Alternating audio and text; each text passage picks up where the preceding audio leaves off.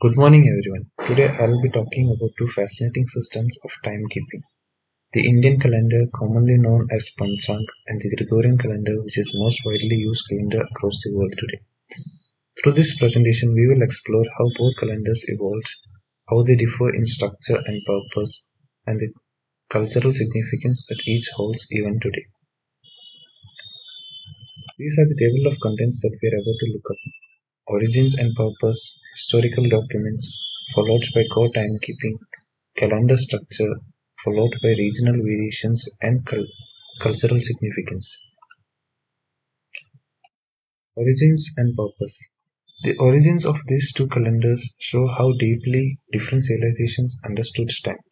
The Panchang is rooted in ancient Vedic astronomy. It was designed not just to track days but to connect human life with celestial movements, guiding religious rituals, agricultural activities, and auspicious timings. On the other hand, the Gregorian calendar evolved from the Roman calendar, was reformed by Pope Gregory in 1582 to fix inaccuracies in the Julian calendar.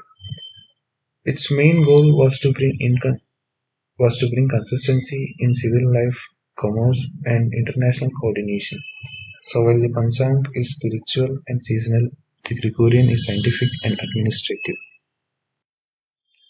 Historical documents: a visual journey through time. Here we see how these two systems visually differed. An ancient Panchang of 1871 was filled with detailed lunar phases, planetary positions, and nakshatras. It was both scientific and spiritual. The Gregorian calendar of 1582, however, standardized months and days into a clear grid format. This simplicity allowed it to become a global civil standard, with Panchang remained deeply rooted in cultural and ritual life. Core timekeeping: lunar solar versus solar year. The fundamental difference lies in how time is measured. The Panchang is a lunisolar calendar. It follows moon cycle for months but adjusts to sun's position for year.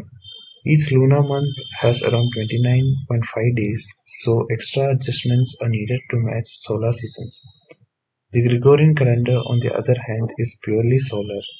It tracks Earth's revolution around the Sun, averaging 365.24 days per year, with leap years to stay accurate. The genius of the Panchang is the Adhik Maas, an extra lunar month added every 32 to 33 months to realign lunar months with solar seasons, keeping festivals like Holi and Diwali seasonally consistent. Structure of months and years. In Panchang, each month begins with a new moon or Amavasya, and every month has two halves of Pakshas, the waxing and the waning phases of moon. This means a year can have between 354 to 365 days depending on the lunar cycle.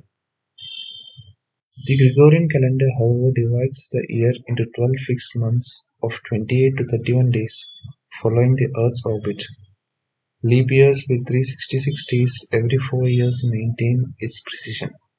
Essentially, the Gregorian calendar provides stability and predictability, while the Panchang reflects the living rhythm of celestial motions. Regional variations in Indian calendars. Interestingly, India does not have just one version of Panchang. There are several regional calendars. The Vikrant Savant, starting in 57 BCE, is used widely in North and Central India and even in Nepal.